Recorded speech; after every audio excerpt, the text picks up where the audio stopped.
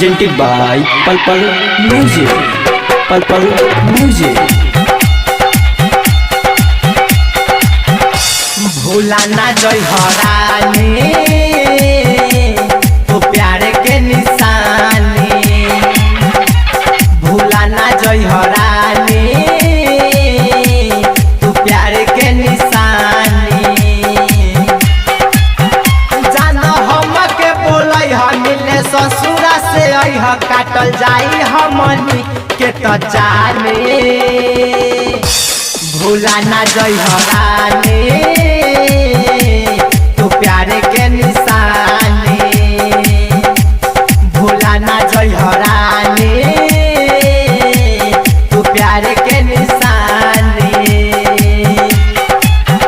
जानो हम के बोलै ह मिले ससुरा में अइह काटल जाई हमनी के तो जाने। भूला ना जय हरानी तू प्यार के निशानी। डीजे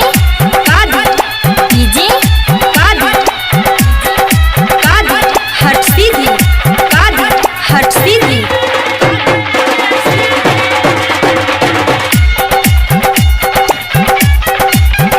पियावा के प्यार पाके सनम जान हमारा के ना भूलै हो, जान हमारा के ना भूलै हो। पियावा के प्यार पाके सनम जान हमारा के ना भूलै हो। भले कुछ भी हो जाई सनम सैया से तू ना बतै हो, ना बतै हो। जान बानी मजबूर जात बारू तू दूर काहे कर तारू में तना नादानी। भूला ना जय हरानी तू प्यार के निशानी, भूला ना जय हरानी तू प्यार के निशानी। डीजे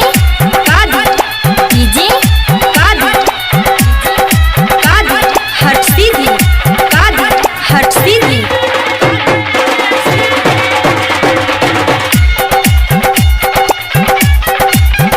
जाके ससुरावा में ये सनम सोनू के नहीं तू भूलै हो, सोनू के नहीं तू भूलै हो। जाके ससुरावा में ये सनम सोनू के नहीं तू भूलै हो। राइटर सूरज आनंद कहे जान हमारा के ना रोई हो, ना रोई हो। कहे छोटू परे में दर्द लेके जियम हम दिलावा में बारू हम कहतानी। भूला ना जय हरानी तू प्यार के निशानी, भूला ना जय हरानी तू प्यार के कहानी। Saraswati digital recording studio Bring more Supoli Road Tower के पास।